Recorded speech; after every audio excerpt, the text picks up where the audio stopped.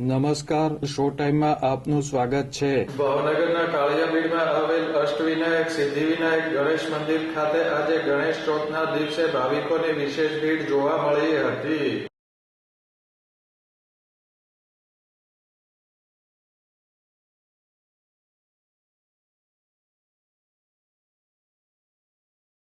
ગણેશ ચોથ નિમિત્તે ગણપતિ મંદિર ખાતે દિવસભર ભાવિકોની ભીડ જોવા મળી હતી. ભાવિકોએ ગણપતિ બાપાના દર્શન કરી પ્રસાદ અર્પણ કર્યો હતો.